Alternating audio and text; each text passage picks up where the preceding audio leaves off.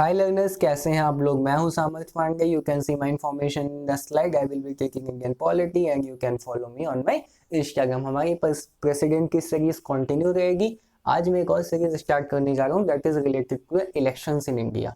और आज इलेक्शन पे बात करने से पहले हम बात करेंगे इलेक्टोरल सिस्टम्स की, कि all over the world across the globe कौन कौन से मेथड्स होते हैं जिनसे हम अपने रिप्रेजेंटेटिव को इलेक्ट कर सकते हैं। तो जो पहला मेथड है, पहला सिस्टम है, that is first past the post system.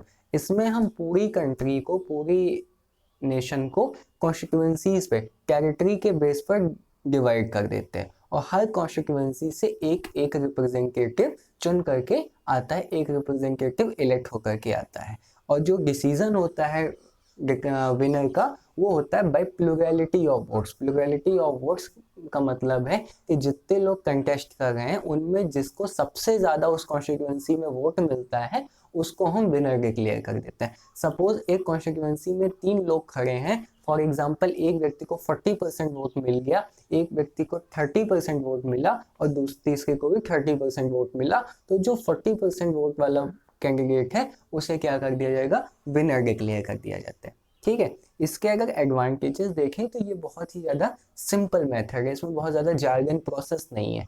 हमारे सामने ऑप्शंस होते हैं कि और उनमें से हम अपने फेवरेट कैंडिडेट को इलेक्ट कर लेते हैं। It is very simple and direct psychological link बन जाता है इस मेथड से, बिकॉज आपको पता होता है कि आपने इस कैंडिडेट को वोट दे करके इलेक्ट किया हुआ है और कैंडिडेट को भी पता होता है कि ये मेरी टेरिटरी है और इसके लोगों ने मुझे इलेक्ट किया हो। तो कैंडिडेट की रिस्पॉन्सिबिलिटी बनती है और जो वोटर्स होते हैं उनको एक अपेक्षा बनती है अपने रिप्रेजेंटेटिव से। तो एक साइकोलॉजिकल लिंक बन जाता है, साइकोलॉजिकल रिलेशन बन जाता है between the legislator and voter.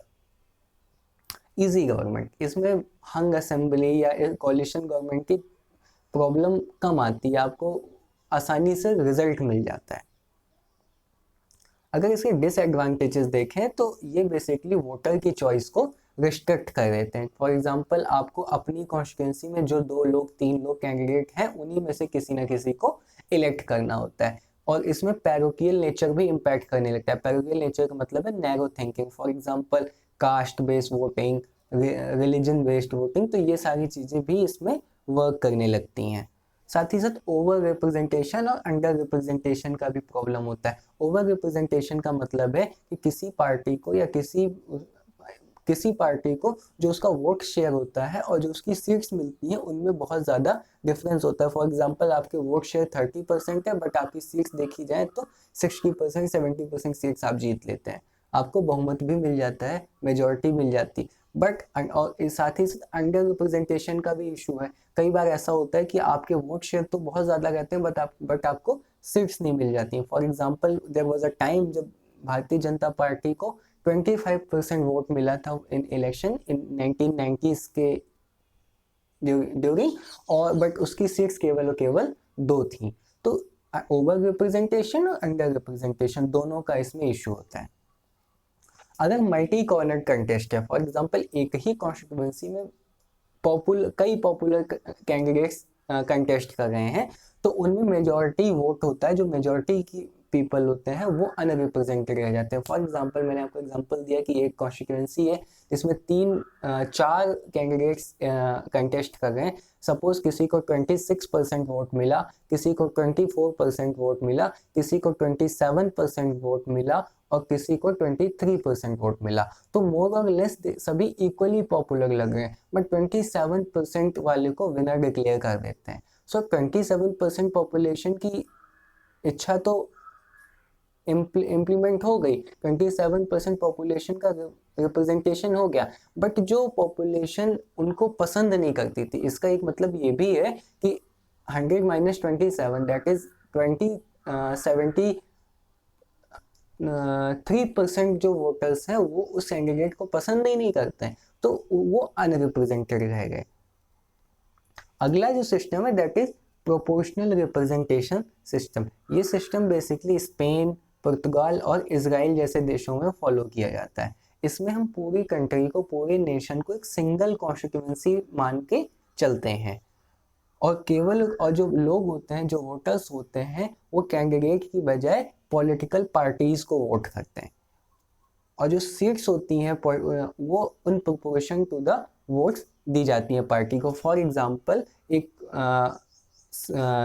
Country में लेजिस्लेटिव असेंबली में सपोज 100 सीट्स हैं, तो जितने परसेंट उस पार्टी को वोट मिले हैं उतनी ही परसेंट सीट उसको वहां पे एलोकेट कर दी जाती है। फॉर एग्जांपल 4 पार्टीज हैं, जिसको जितने परसेंट वोट मिले हैं उसको उतने परसेंट सीट्स भी मिल जाएंगे। सपोज किसी पार्टी को 50% वोट मिला है तो उसको 50 सीट्स वहां पर दे दी जाएंगी। और जो लेजिस्लेटर चुने जाते हैं वो बेसिकली एक पार्टी होती है, वो अपनी लिस्ट के साथ आते हैं कि ये हमारे 100 लेजिस्लेटर हैं, और उन्हीं में से वो फिर प्रेफरेंस वाइज वहां पे उनको एलोकेट कर देते हैं।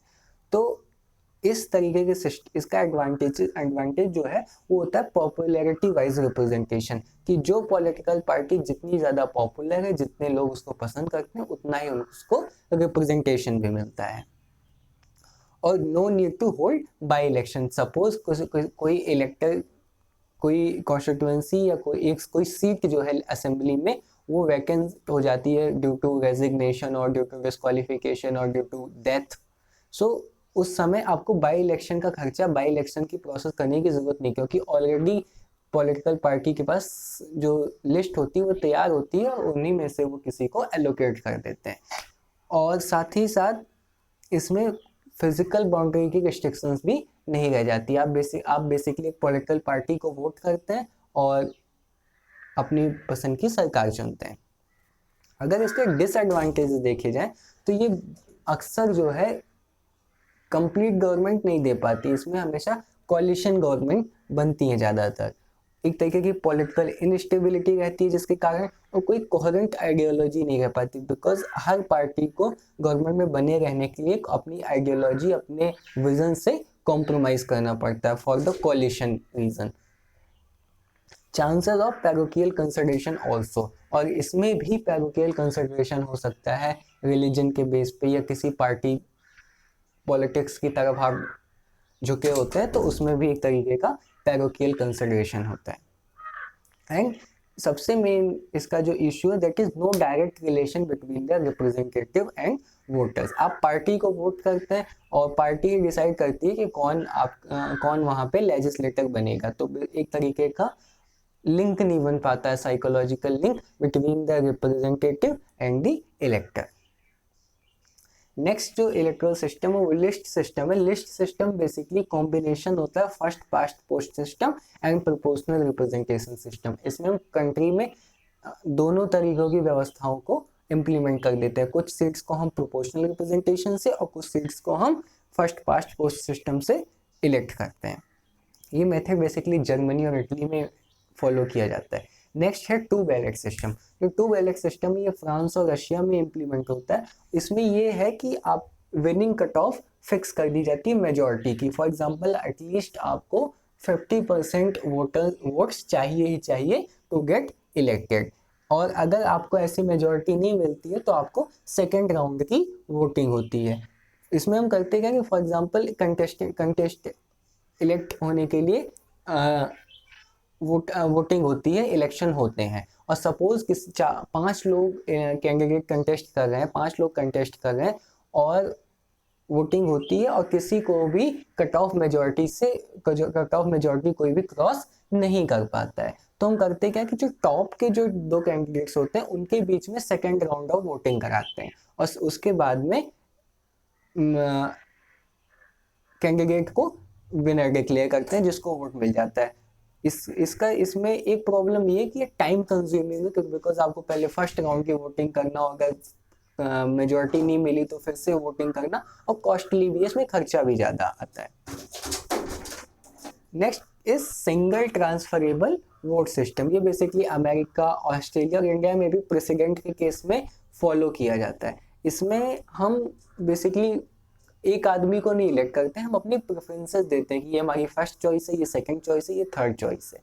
और इसकी प्रोसेस ये है कि इसमें हम काउंटिंग करते हैं और इसमें भी कट ऑफ फिक्स होती है कि आपको एटलीस्ट इतने, फॉर एग्जांपल आपको 50% वोट्स चाहिए, वो भी फर्स्ट चॉइस के। तो ये काउंटिंग तब तक चलती है जब तक कि फर्स्ट चॉइस नहीं मिल जाते हैं। सपोज अगर फर्स्ट राउंड की काउंटिंग में आपको फर्स्ट चॉइसेस नहीं मिलती हैं, तो जो सबसे कम फर्स्ट प्रेफरेंस वाला कैंडिडेट होता है उसको एलिमिनेट कर देते हैं, उसको निकाल देते हैं, और उसके जो वोटर्स हैं, उसके जो वोट्स हैं, उसकी सेकंड चॉइस पे डिस्ट्रीब्यूट कर देते हैं। और ये प्रोसेस तब तक चलती रहती है जब तक कि किसी को फर्स्ट चॉइस की प्रेफरेंस ना मिल जाए 50%। ठीक है।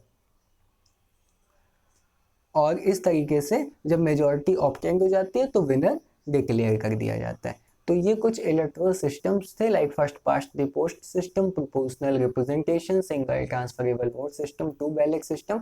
तो ये कुछ अक्रॉस द ग्लोब ये कुछ इलेक्टोरल सिस्टम्स हैं जो फॉलो किए जाते हैं इंडिया में, मोस्टली इन स्टेट असेंबलीज के इलेक्शंस में, और जो लोकसभा का इलेक्शन होता है उसमें हम first past the post system follow करते हैं। और राज्यसभा के इलेक्शंस और लेजिस्लेटिव काउंसिल्स के इलेक्शन या फिर प्रेसिडेंट का इलेक्शन हो गया, तो इसमें हम proportional representation by means of single transferable vote system का यूज करते हैं। तो आशा करता हूँ वीडियो आपको पसंद आया होगा। Please like, comment, share and subscribe. Thank you so much.